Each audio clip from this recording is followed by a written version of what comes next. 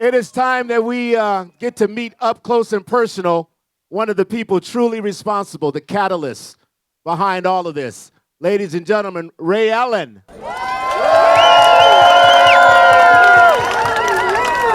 she is. Today, are we fired up? Ready to go? What a fabulous crowd. Thank you all for coming out, enduring the crowded streets. We know parking was probably the most fun you've had all day. Not. We really appreciate your diligence and your time to come out. As Robert said, my name is Ray Ellen Smith. I am the lead organizer for No King's Day.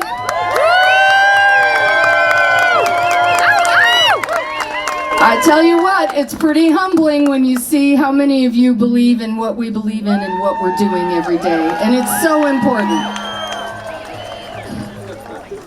2 steps back. Okay. All right. I'm also the president of Indivisible Albuquerque, which is one of the leading organizations that helped pull this together. We encourage you to look at our website, give us a peek at our table back over there. There's a bunch of other really great groups tabling in the back. You'll want to go see them and understand what all of those groups do to help our communities in Bernalillo County, Albuquerque, and even around the state. So we're all here because mass police are terrorizing our communities, and illegal war is taking our money and treasured lives. Attacks on freedom of speech, civil rights, and the freedom to vote. Billionaires are in control of everything, and all of our workers are getting squeezed. Trump wants to rule over us like a tyrant, but you make America, and the power belongs to the people. It's ours. Woo! That's why we're here today. We have a fabulous lineup of speakers. We're going to get to them in just a moment, but a few little quick announcements and safety tips. Volunteers are stationed all over the park wearing yellow t-shirts that say No Kings, Volunteers, pretty easy to spot. If you have any questions or a problem of any kind, please see one of them and they'll get you some help. You'll notice that there's tents all around the park, the big white tents with the red banners. There's 3 of them.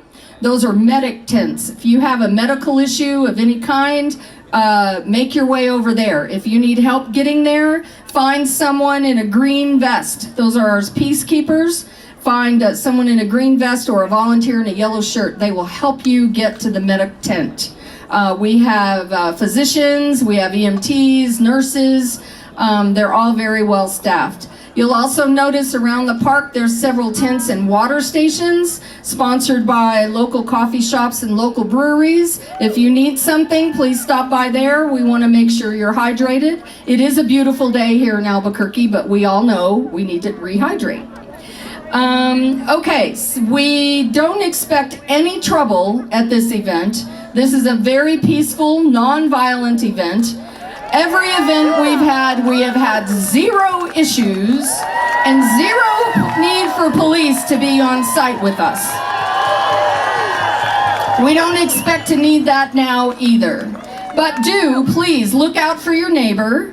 Make sure you notice the crowd and look around you, and if someone needs help, help them get to a medic tent. Those with special needs, a lost child, let's all be each other's neighbors today, just like we are every day. If you notice any kind of a disruption, notify a peacekeeper in a green vest, like this gentleman standing next to me right here. And most importantly, well, not most importantly, but importantly, these things cost money. So the stage equipment, the sound, the porta potties, the tents, the t-shirts, the vests, the radios, all of that has to be paid for. And if you have $1 to spare, or a 10 or a 20, you can give it to one of the people in the yellow vest wearing a top hat. We take cash, checks, and credit cards. So please help us out if you can. Restrooms, medics, water stations throughout the park, and once we start the march in a little while, We also have all of those along the march route as well. The groups that pulled this together are the following: Indivisible Albuquerque. Thank you. Sandoval County Indivisible. Woo! Rio Grande Indivisible. Woo! Valencia County Indivisible. Sierra Club, Third Act, 5051, Progress Now, Albuquerque Protest Drummers, New Mexico 350, the ACLU, Common Cause, Organized Power in Numbers, American Teachers Federation, Jewish Voices for Peace, Olé, El Centro, and it goes without saying, the city of Albuquerque was instrumental in assisting with the planning and the execution of this rally. Thank you to Mayor Keller and the entire city of Albuquerque team. I also want to thank just a few of our team leaders. There's hundreds of volunteers, but these are the people that did this for you today. Benita, Bert, Chris, Cody, Deanna, Flora, Callie, Kevin, Neve, Ona, Pamina, Richard, Steve, two Terrys, Tom, and Virginia. Those are our team leads, and they did this for you today, and I want to thank you. I'm now going to hand it over to Jana Pfeiffer. Jana is going to read our land acknowledgement. She is a member of the Native American Democratic Caucus of New Mexico. Thank you, Ray Allen. Woo! Give it up for Ray Allen one more time. Nejene do yat eh. My name is Jana Pfeiffer. I am a citizen of the Navajo Nation. Tanazani Nishle. I am from the Blackstreet Rain people and a descendant of Chief Ayeli. I stand before you humbly with an open heart. I would like to first acknowledge this wonderful creation and our fundamental rights to exist. Mother Earth, Father Sky, our Mother River, the Rio Grande, and our mountain, the Sandia Mountains. Today, we gather on the ancestral homelands of the Tiwa-speaking Pueblo people. Since time immemorial, the Pueblo people, the Navajos, and the Apache peoples have been the original stewards of this land before New Mexico statehood. These lands that you are standing on today were never properly ceded, and we acknowledge you as a guest to our homelands.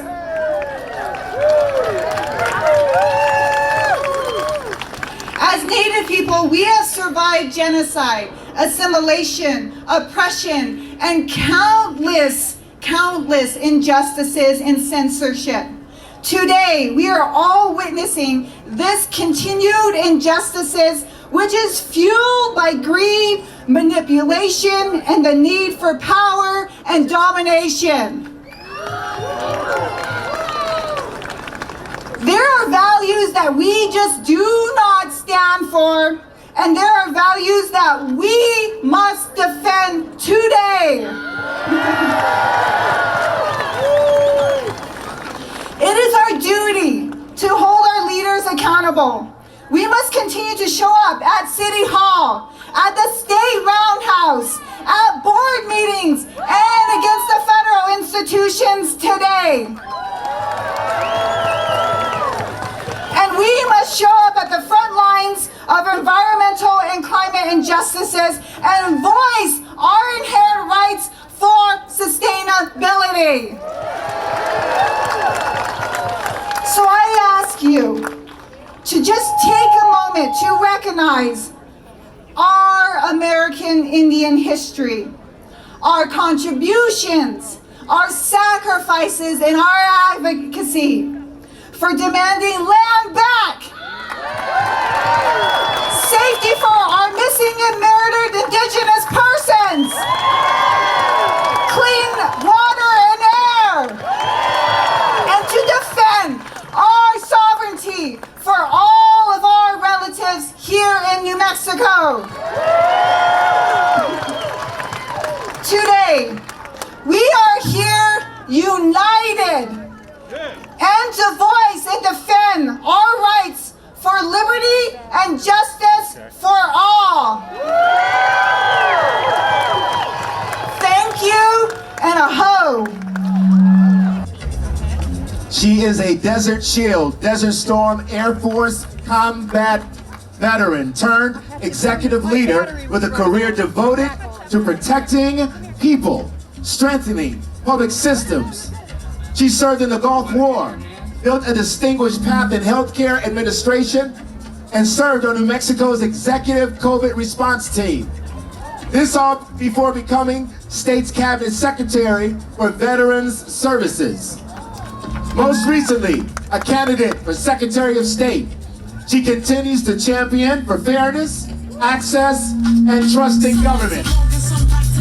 Reflecting a lifelong commitment to service and the well-being of New Mexicans, ladies and gentlemen, the Honorable Sonia Smith.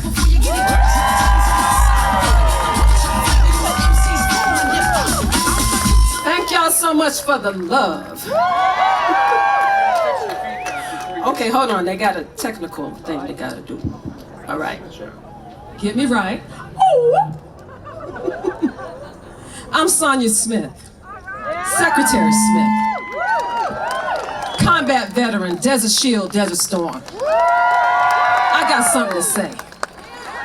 But first, I want to say to all the veterans in the house, welcome home.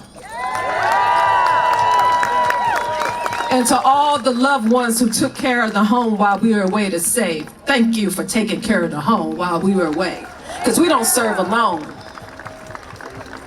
Now they told me I got two things I need to do. I need to keep y'all hyped. Y'all with me? I don't think I need to do that, right? Okay. But I also need to talk about this little thing that we got going on now in Iran. Oh yeah, we're on the same page. And for those of us who have served, we know what's going on.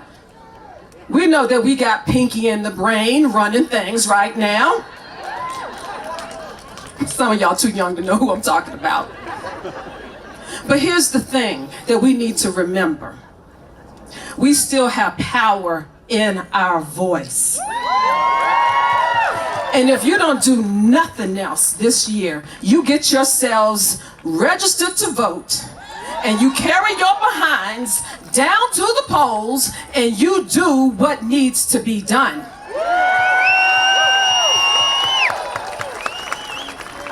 I need you to do that because we are at a dangerous intersection right now with our democracy, with this tyranny. And the country that I served is not for the shits. You understand me? We're not here for that. And we know that when you send troops to an illegal war, take them away from their families, make it make sense. Make it make sense. It don't make sense to me. And I'm a liberal arts major, okay? Make it make sense. But this is what we need to do. We need to make sure that when you leave here, you are doing something to change this around. Can I count on you to do that? Now I'm going to use my Sergeant Smith voice, and I need y'all to listen to me and take this order. Do you hear me? I can't hear you. Take your phones out. This is an order. If I gotta say it again, you know you're gonna do push-ups. Let's go. I want you to show some love to our veterans. There is an organization here called the Veteran Integration Center. Google them and show them some love. Because when we come home, we need that love. We're coming home with a lot of stuff that we need to unpack. And the VIC is here to serve. That's what I need you to do today. Do you understand your orders? Do you understand your orders? All right. Thank you for your time, and thank you, Indivisible Albuquerque. Y'all be easy. The Honorable Sonia Smith. Our next speaker, a proud mother of 3 children, Santiago, Sebastian, and Gianna. She arrived in this country 20 years ago, seeking a better life.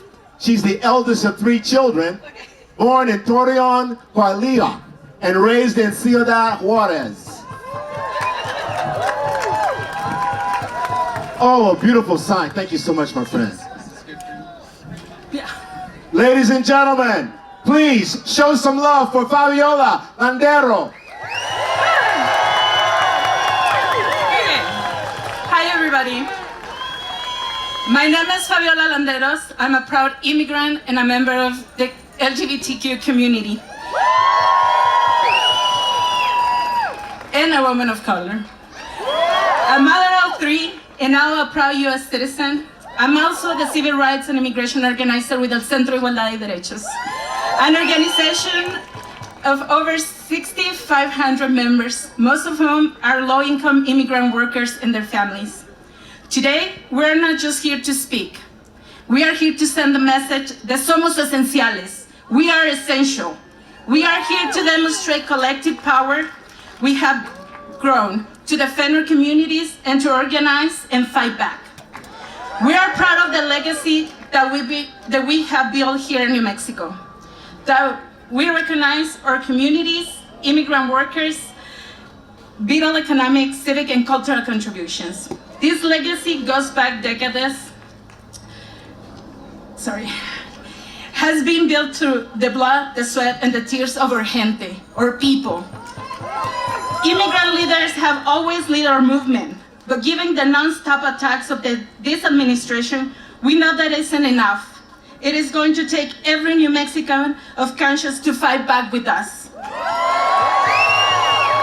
Every day, we are facing a terrified promising of mass deportation, an uptick of ICE enforcement in New Mexico, raids across the nation, the erosion of core constitutional principles, the unthinkable kidnapping of children so the parents will turn themselves, and the violent, aggressive, increasingly lethal military-like tactics being utilized by federal agents against immigrant communities and activists. We are living in a moment where fellow Burqueños are afraid to go to the store, afraid to send our kids to school, afraid to mask agents will snatch us off the streets in plain daylight. We are living in a moment where parents are having to have unthinkable conversations with our children in case we don't come back home from work. But even under these conditions, our communities continue to speak out, show up, and fight back. And what do we do in New Mexico when our communities are under attack? We stand up and fight back. We continue to organize. Only by organizing our people, continue to grow our power, we will save our communities, our democracy, and our economy. And let's be clear, immigrant worker families, communities are essential. Somos esenciales. We immigrants are the roofers working under 100-degree heat to fix New Mexico homes. The workers speaking the Chile we are so proud of. The workers raising our lives in the oil fields which New Mexico state budget depends on. The home health aides caring for our aging parents. In New Mexico, when we organize, we can wear real protections for our communities. Recently, together we passed strong protections in Bernalillo County and at the city of Albuquerque to protect immigrant workers, the economy, protect the constitutional rights of all, promote public safety and health. And strive to ensure that all Burqueños can be free, live with the dignity we all deserve. At the state level, we all threw down together to pass our privatized immigrant detention center that make billions of dollars on the back of our communities and capitalize on human misery. We also made strides in the lucha to ensure that no state local resources will be used to separate our families. We established the Office of New Americans to demonstrate, instead of spending our money in New Mexico to target immigrants and pat the pockets of corporations, we will invest in workers, in workforce development, and we will recognize that immigrant workers are the 13% of our workforce. They are the backbone, the engine of our economy. These wins show that when we organize from the city to the county to the state, we create change. They say, we will not use our tax dollars to fund detention and deportation. We will not allow our communities to be torn apart. We choose community, we choose dignity, we choose safety, we choose each other. And that is why these local victories matter, are not just policies. They demonstrate which side of history we'll be on. They are a line in the sand. They show our New Mexican values. They show that in New Mexico, we will fight back the slide at the nation level into authoritarianism. But while we recognize our wins, with immigrant leaders at the forefront, we also recognize that we are up against. And the work that isn't enough, we must keep organizing. We will not let Trump tear down what we built here in New Mexico. We build and rebuild a New Mexico and a nation where every family can live dignity and without fear. Because we know the truth. When immigrant families are targeted, entire communities are harmed. Mass deportation cannot be realized without the racial profiling, criminalization, and targeting of all communities of color. In states like New Mexico, that means the majority of communities are under attack. We must unify and fight back together, and we're not stopping here. We will continue organizing in our communities, in the streets, at the roundhouse, in the city halls, in the court, and the ballot box. We must fundamentally rebuild democracy that actually work for our communities. We are not alone. To our community, Burka stands with us. And to everyone listening, join us, support your immigrant-led movement. We know that we have what it takes to lead. Get involved, participate in events like this one. May Day is coming. May Day is a strong day to fight for our workers, to make sure that this country knows that our workers move this economy. We will wait for you on May Day to keep this moment fighting for our families, fighting for our people, fighting for each one of us, and we're gonna win. When we say workers strong, workers strong, workers strong, workers strong, workers strong, workers strong, workers strong, workers strong. Thank you. Thank you, Fabiola. She is the director of the Albuquerque Community Safety, and she's a part of a nationally recognized program leading the nation in alternative 911 responses to behavioral health emergencies. Yeah, she oversees a team of 145 professionals. She was born and raised right here in New Mexico. And now with over 20 years of experience in emergency medical services, tactical medicine, and community safety, ladies and gentlemen, our director of the Albuquerque Community Safety Department, Jody Escobar.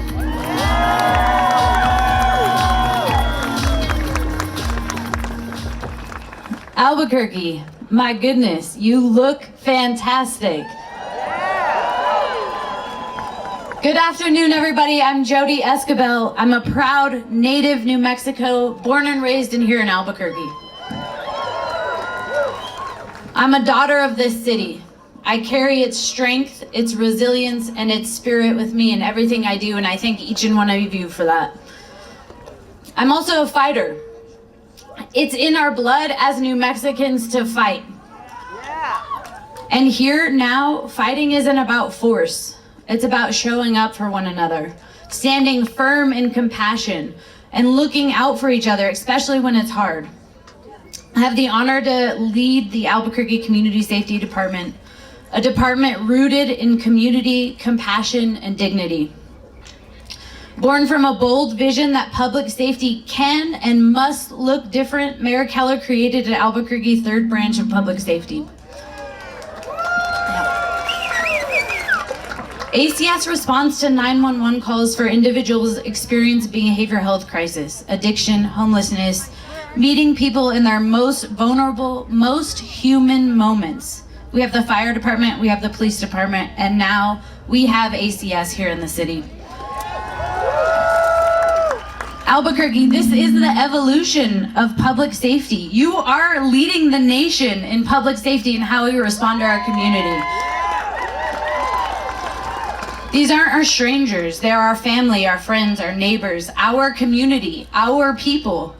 ACS responders don't just show up to a crisis, they show up with purpose, dignity, and humanity, bringing real connection, and that matters the most. In just under 5 years, ACS responded nearly to 145,000 calls of service. Yes, this isn't just a number, friends. This is a moment where somebody was in crisis, where we led the nation with the right response at the right time. Thousands of moments where we showed up with compassion and care to listen, connect, and break down barriers where it mattered the most.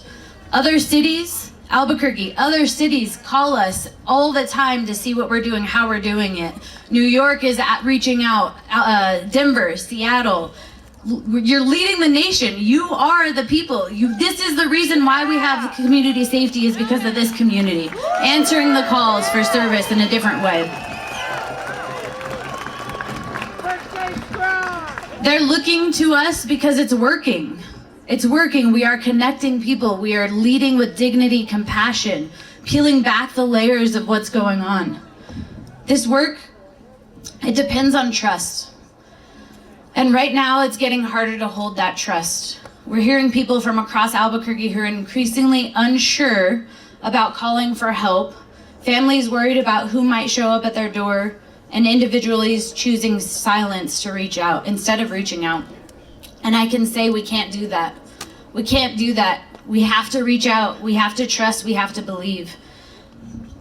Calls come later, situations have escalated, or they don't call at all. Opportunities to stabilize someone before this reaches a crisis point, and our frontline responders are left with fewer tools to actually change the outcomes. What does that mean? That means call. Because we have ACS, we're gonna reach, we're gonna answer the call, and you're gonna get the right response at the right time. This is why trust matters. It matters for everybody. It matters in first response work, for the people we serve, for the systems we're trying to build. Because at its core, whether people feel safe enough to ask for help or safety in the system that we're trying to build. Why? Because asking for help is hard. But we are here, we're gathering that nation, we're gathering together to answer the call. Because public safety only works if people trust in it. Because no one should be afraid of the response when they dial 911.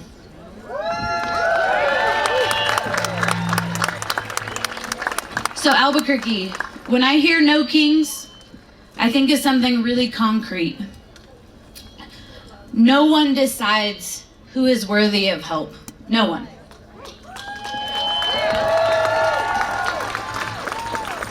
No one has to prove their value before someone shows up. And no one, absolutely no one, gets to make our neighbors more afraid in their hardest moments.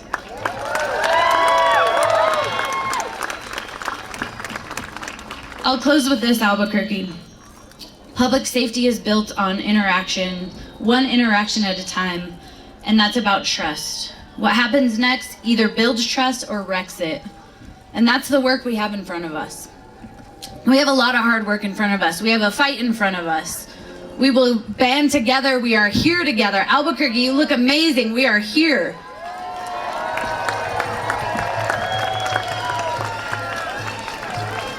We have a choice. We're choosing to build an Albuquerque, a society people can trust. I'm honored to be here with you all. I'm honored to stand with you all. A community I love, a community I will always fight for. The better we take care of each other, the more power we have together. Look how powerful we are today.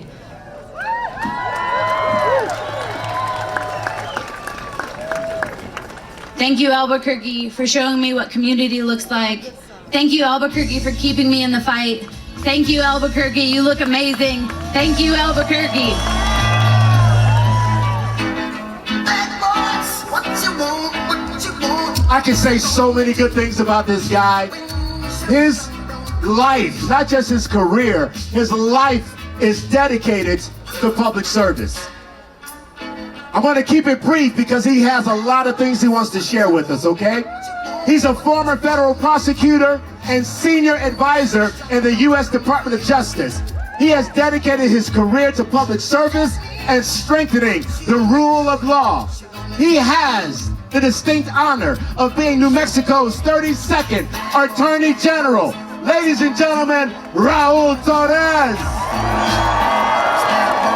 What you gonna do? What you gonna do when they come for you?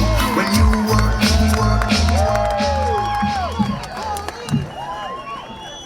Oh, Albuquerque, it's good to see you today. My name is Raul Torres. I have the distinct pleasure of serving as your Attorney General.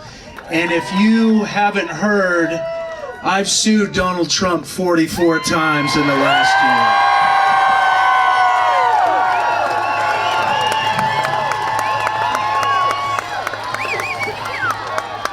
Now, we took a little time out from suing Donald this last week to deliver a $375 million message to Mark Zuckerberg.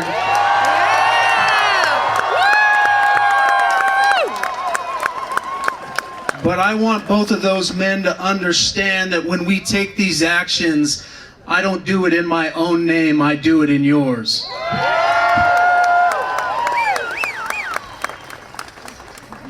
I know there are a lot of people who are frustrated, who are scared, who are anxious. And you were brought here today because you don't believe in arbitrary power. You believe in the rule of law, and you believe in our constitutional norms. You believe that everyone is entitled to decency and dignity and justice. So whatever brought you here today, if you're inspired to fight against this tyranny, I applaud you, but I ask you to do something more. You're called upon in this moment to build a different kind of politics, to restore what really makes America great. Donald Trump talks a lot about making America great again, and I have never seen someone who doesn't understand what this country is truly about and what this country is really striving for. 250 years ago, a small group of people declared to the world that the consent of the governed was paramount, that we would not live under arbitrary rules and arbitrary power, that we would not abide graft and corruption and tyranny. And that is still what we are fighting for today.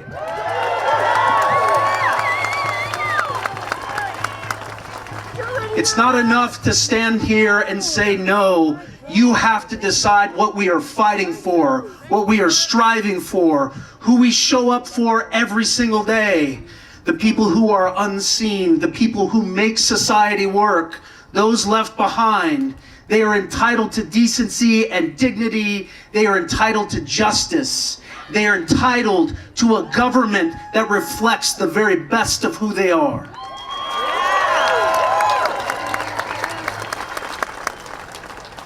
So I want you to know that I still believe in the better angels of our nature. I still believe in the founding creed. I still believe in a government of the people, by the people, and for the people.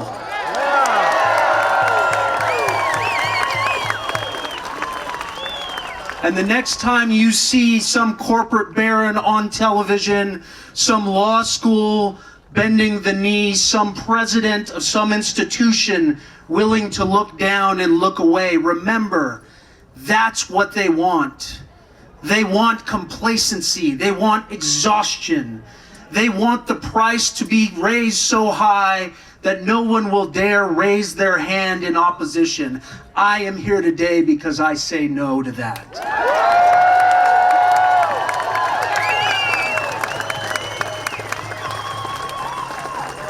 So if they're listening, I want them to understand in no uncertain terms, New Mexico will never bow down to this kind of tyranny.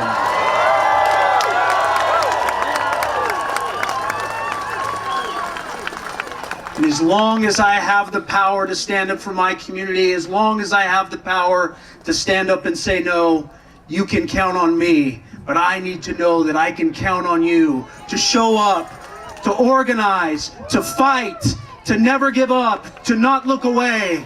Now is the time, and we need everything that you can give us. Thank you so much for all that you do.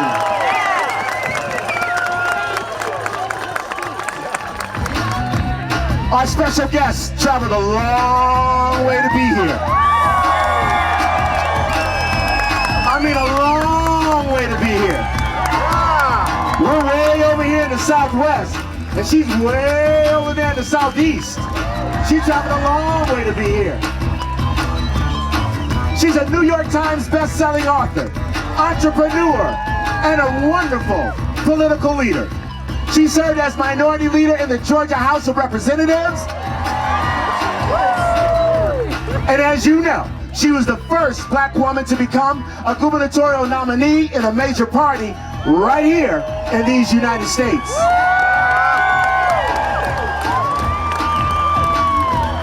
She has devoted her life, her career, to protecting democracy, voting rights, and effective public policy. Ladies and gentlemen, Stacey Abrams!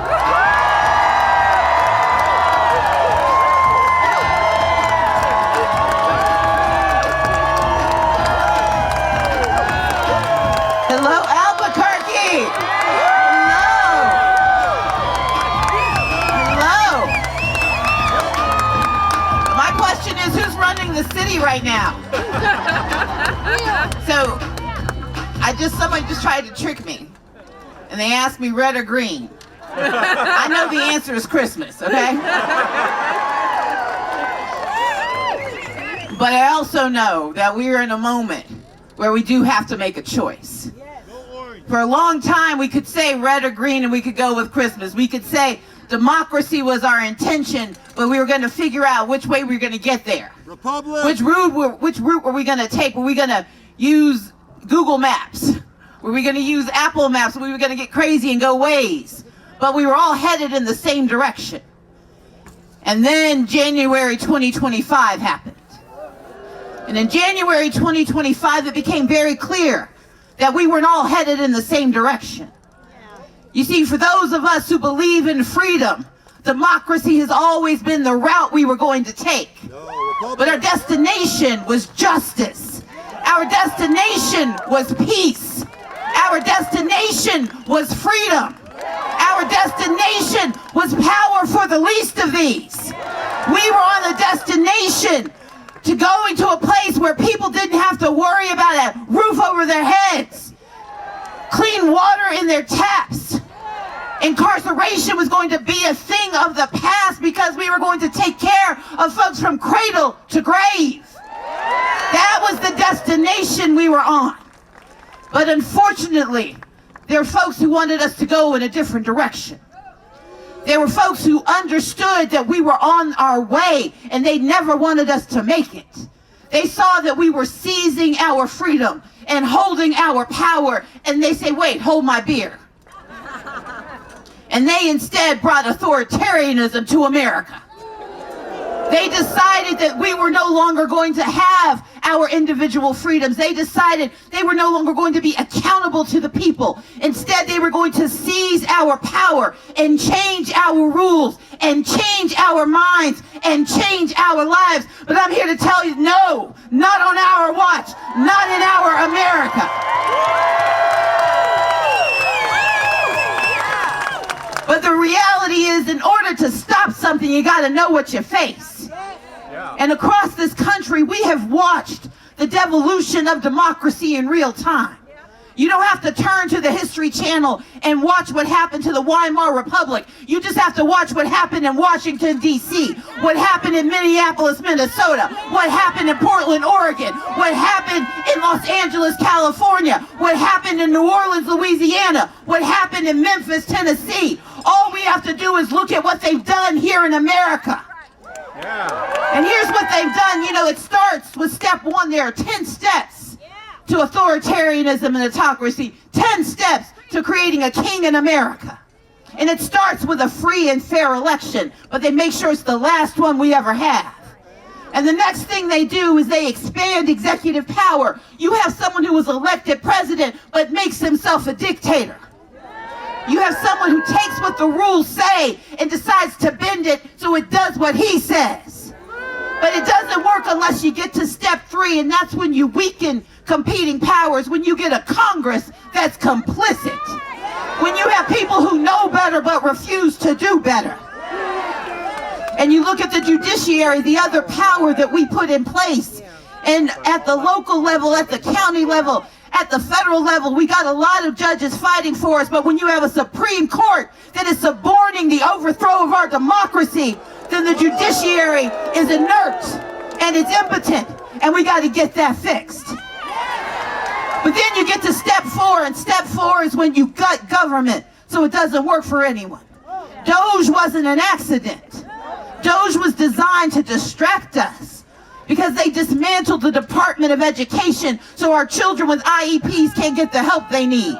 They went after the Social Security Administration so our elderly can't get the checks they need. They went after the Veterans Administration and started firing our veterans and reneging on our promises and calling it necessary.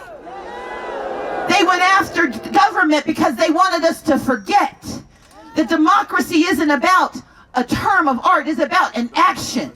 We have a government because it's all of us saying we're willing to give a little bit of our money and a little bit of our trust so we can get a lot for our friends and our neighbors and ourselves. And they're trying to break our faith in democracy by breaking our government right in front of us. And to make sure it sticks, they go to step 5 and they install loyalists. That's why we've got a podcaster in charge of the FBI and a broadcaster in charge of the Department of Defense. It's why we've got Pam Bondi pretending she can spell justice. It's why we've got a snake oil salesman in charge of Health and Human Services. It's why we have a government not fighting for the public, but fighting for the power. And we can change that, but we got to know what we face. We've got to know that step 6, they attack the truth. They go after the media and say that if you tell the truth, you are no longer a patriot. They go after our artists and say that if you show us who we are, then we are going to take away your freedom. They go after comedians. They go after anyone who will tell the truth, but they don't stop there, because at step 6, they have to fill the vacuum. And that's why you see Larry Ellison buying up every single thing he can and giving it to his child so that we don't ever get to know the truth in America anymore. You see what they are trying to do to CBS and CNN, but I'm going to tell you now, they've got to see us later, because we're coming back for the truth.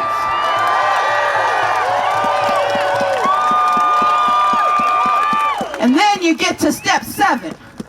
Step 7 is when you got to blame someone for everything they've broken. And at step 7, they started where they meant to begin. That's why the very first executive orders were about scapegoating the vulnerable. That's why they went after DEI, because DEI is in our DNA in America.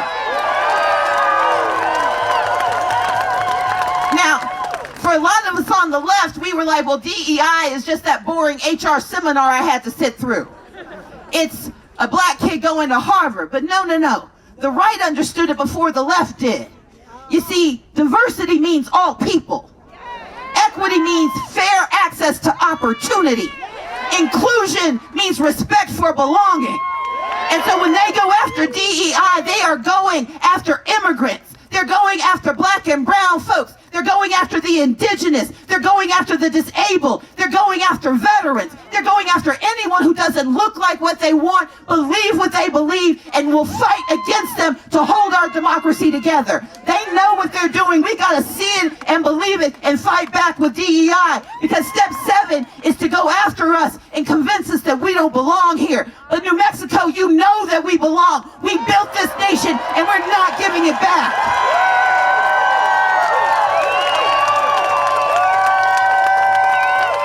And then you get to step 8. Step 8 is when they start to dismantle our civil society. That's why they sue law firms and universities. It's why we watch the powerful bend the knee, because they were afraid that somebody might see them having courage.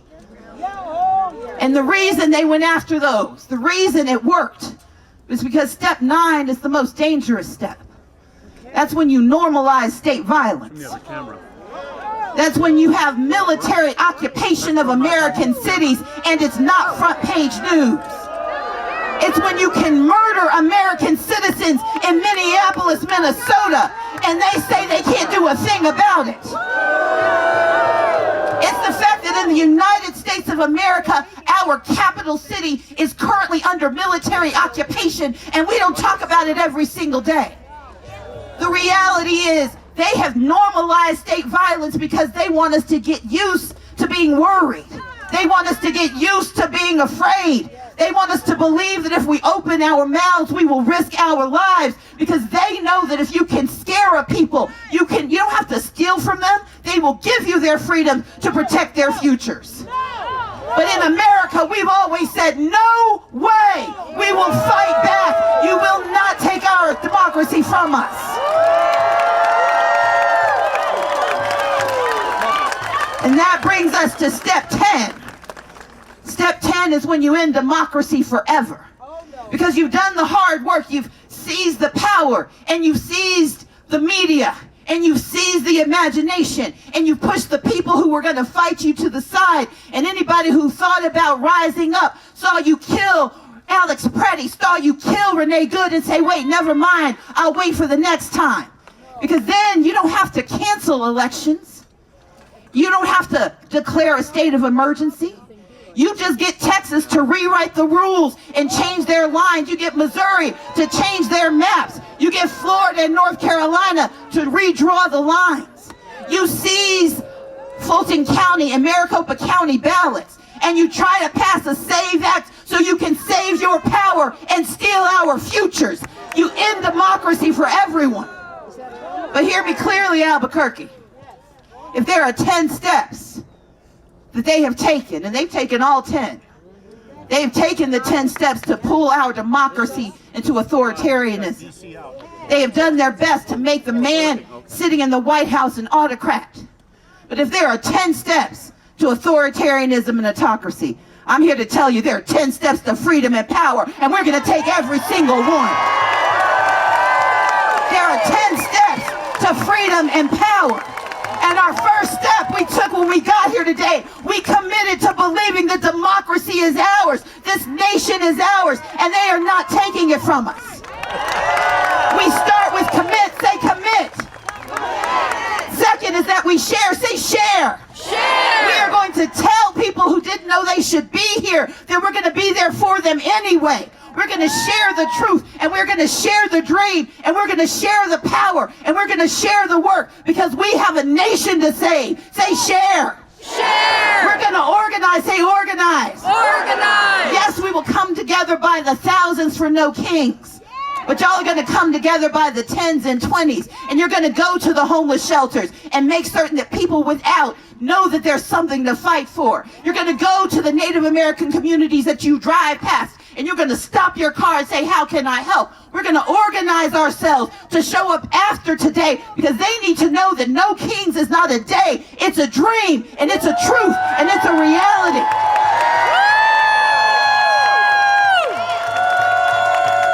So we're going to organize, and then we're going to mobilize. Say mobilize. Mobilize. We're going to mobilize to stop data centers from stealing our power without investing in our people. We're going to mobilize to make certain that our children have an education that tells them the truth. Rosa Parks is not an illusion. Dolores Huerta is not a myth. They history and know our truth to know our future. We are going to mobilize. Say mobilize. Mobilize. We're going to make sure there are books and not bombs, but we're going to make sure children have those books. Say mobilize. Mobilize. We're going to show up for No Kings, but then we're going to show up for our neighbors. Say mobilize. Mobilize. And when we mobilize, then we're going to litigate. Say litigate. Litigate. Litigate isn't just about the lawsuits that Democracy Forward and our labor unions are filing. Litigation is about arguing the point. We don't have to change their minds, but we can't lose our minds by forgetting our truth. Say litigate. Litigate. We are going to tell the people that we are right, that democracy is ours, and they may want us to get used to stealing it from us, but we're here to tell them we will fight them in the concept of ideas. We're going to tell the truth about why we are who we are. And then we're going to do my next favorite step. We're going to disrupt. Say disrupt. Disrupt. We're going to hold up our cameras, and we're not going to just take selfies. We're going to take pictures of how they're destroying America, because they will not destroy the truth. We're going to show up where ICE is, and we're going to take pictures of them with or without their masks on. We're going to show up at those community meetings, at those city council meetings, at those county commission meetings, because they're not doing this alone in D.C. They've got folks at the state and local level doing this with them, and they all need to know we're paying attention. We're going to disrupt. Say disrupt. Disrupt. We will not let them steal our futures by convincing us that we've already lost. Because that takes us to the next step. Say deny. Deny. We're going to deny them the ability to take our stories from us. They will not take our truth from us. They will not take our power from us. I talk about DEI because they told me not to. I talk about authoritarianism because they told me to shut up. I talk about climate change because we're going to fix this planet. I'm going to talk about it and be about it because I will deny them the authority to change who I am and what I know. Say deny. Say deny. No King, say deny. And if we've done those things, then our next job is to engage. Say engage. Engage. Government is about shared power. It's also about borrowed power. We have given some people we've met that we talked to for maybe 15 minutes. We said, I'm going to let you borrow my power. I'm going to let you stand in my stead. I met one of your soil conservation supervisors yesterday at the airport. I think her name is Supervisor Valencia. And she handed me her card and she said, this is a small job, but I'm proud to serve. And I looked at her and I was like, there are no small jobs in government. Anybody who's asked you for their vote needs to ask you about your values. And if they don't do their job, they need to lose it. But give them a chance to prove you right. Show up and engage. Say engage. If you have a city council meeting, show up at that meeting. Say engage. If you've got a school board that's not serving your children, say engage. If you have a governor who needs to find a worthy successor, say engage. If you want to keep universal child care here in New Mexico, say engage. Because once we've engaged, we get to the 9th step. And that's elect. Say elect. Y'all may have heard we've got some midterms coming up. We got a chance to take back Congress, not just the House, but if they keep talking, we're going to take the Senate too. But the reality is, if we only focus on D.C., we are going to miss the plot. Because D.C. is not the problem.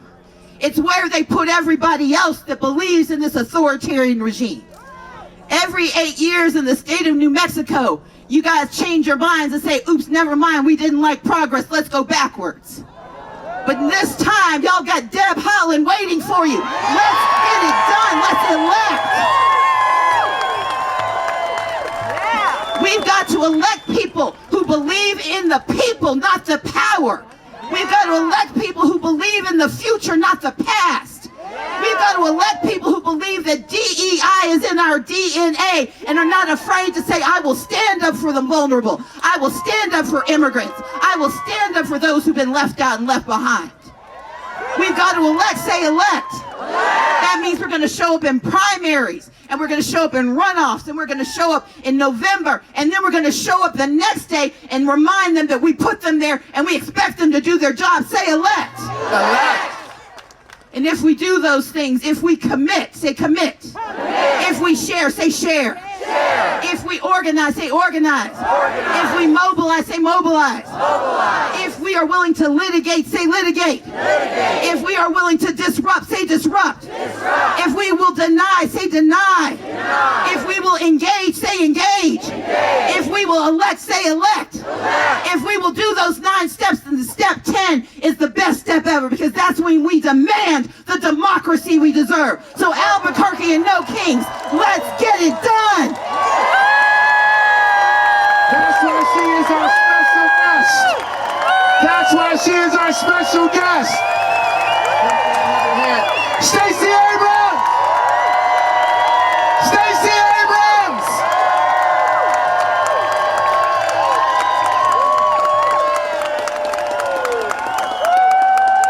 That's why she's our special guest today.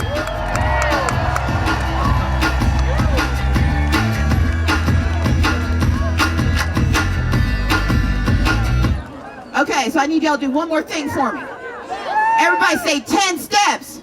10 steps. 10 steps. 10 steps. 10 steps. 10 steps. Sign up for the 10stepscampaign.org. We've got not only all 10 steps, but how we do every single one, where you are with who you are. Because together we're going to take this country back. Thank you. Oh, yeah.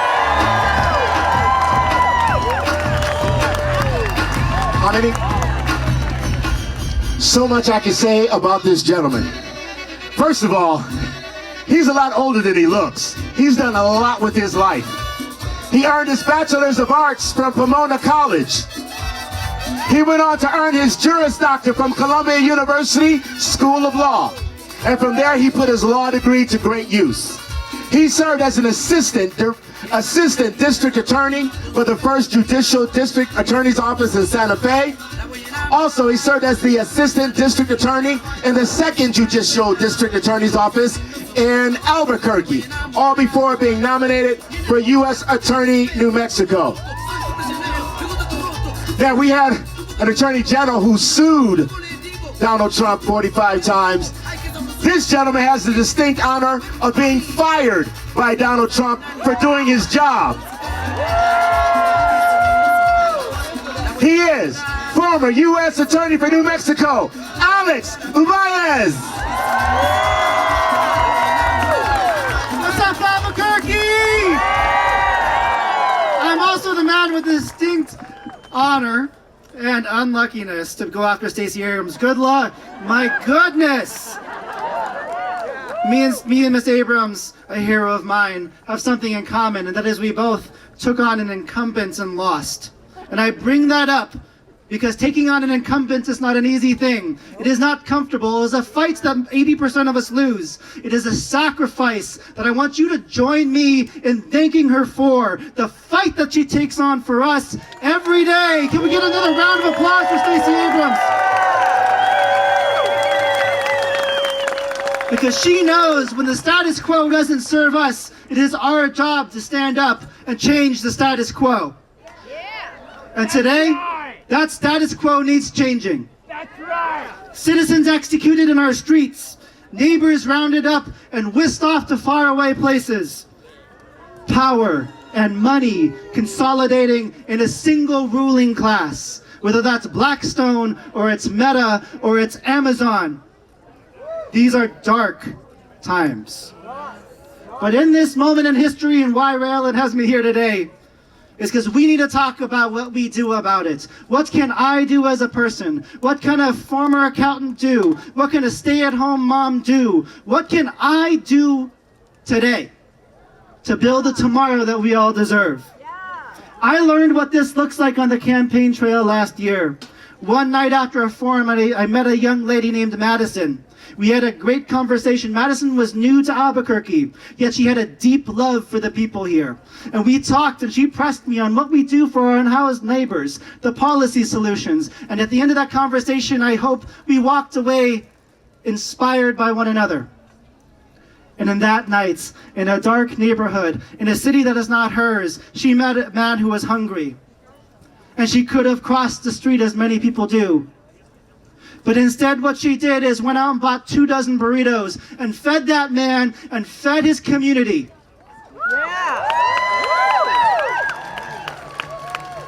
And I would like to think that it would have earned her vote in November. But we will never know. Because Madison passed away later that night with her last act on this earth, serving someone she did not know. So what can you do today? What can you do tomorrow? Remember, the Good Samaritan helped an enemy, not just at personal cost, but at personal risk. Madison helped a stranger, knowing that 2 dozen burritos wasn't going to fix the structural problems of poverty and mental illness and addiction that drive homelessness in our city, but knowing also that she had to do something. This moment demands that you too do something. That you take a risk. That you sacrifice something. That you put something on the line when the odds are stacked against you. And when you know that you could lose. And we could lose. The only way that we lose is if the person standing next to you today does nothing. Will you do nothing? No! Are you going to stand up for the person standing next to you? Yes! Are you going to stand up for your neighbors? Yes! No is not enough. Rallying is not enough. Showing up today, dare I say, on this stage is not enough. What this moment demands of us is so much more. So if you can walk, then you march. If you can talk, then you dial. If you can sing, then you uplift us. And if you can work, you can strike. And you know what? If you can't do any of those things, you find someone who can, and you learn. Because there are people in our community who have been doing the hard work of mutual aid, of mutual defense, of nonviolent direct action. People in our community who have stood up for us in the streets, have fed our neighbors, who have put their bodies on the line so that justice is found. Join them. Just showing up is not activism. Today is activation. But tomorrow is what defines whether we will survive together. And I'm not talking about November, I'm not talking about 2028, I'm talking about tomorrow, because Madison didn't get a chance to vote for the change that she believed in. But she felt the fierce urgency of today, and she made a difference. So I ask you, if there is a general strike, who will help a working class family survive? If ICE takes one of our neighbors, who will stand up to take care of their kids? If your leaders fall or are compromised, who will stand up to take our place? And it may feel like this great experiment of America is failing. That the story of America is over. Our story is not over. This is a country whose founders, imperfect, knew enough to know that their words weren't enough and that we would struggle 27 times through amendments to reach the equity and the privacy and the suffrage that we all deserve. A country that waged war against itself to challenge its own original sin. A country that stubbornly waded through the civil rights movement and dragging along institutions that were still not ready for change. A country that took in my mom and my family as refugees.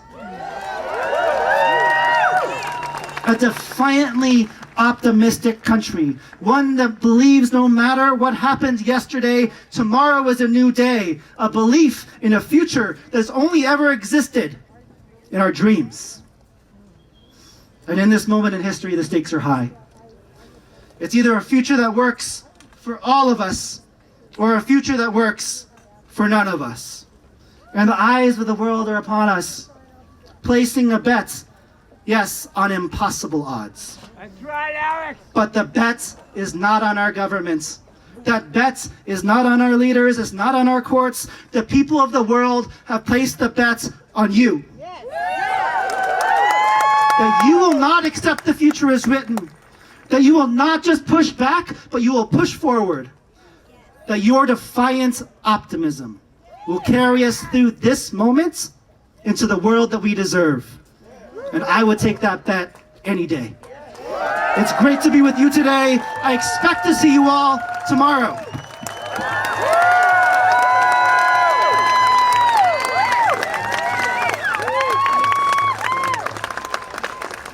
Thank you, Alex. Our Albuquerque president of Indivisible, Ray Allen Smith. Okay, so I have an announcement to make. Last night, you know that the Republicans in Congress called for a vote. And our Congresswoman Melanie Stansberry was there for the vote. And because she was there for the vote, she could not get on a plane to get here in time for this rally. So she sent this message for me to read. Yesterday, Republicans in Congress once again played political games, delaying votes and holding up the work of the American people. And in doing so, prevented me from being home in Albuquerque for No King's Day. But let me be clear, this is exactly why we fight. No matter where we are, whether in Washington or back home in New Mexico, we will not stop standing up for our communities, defending our democracy, and pushing back against those who think they can silence us.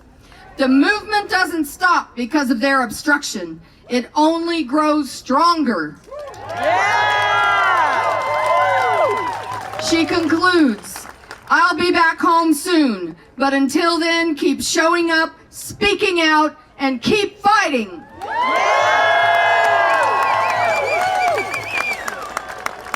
So, I know there are tens of thousands of you out there today. We're working up formal estimates, but I'd say this beat anything Albuquerque has ever seen before. You showed up, you're ready to fight, and how many of you are ready to march?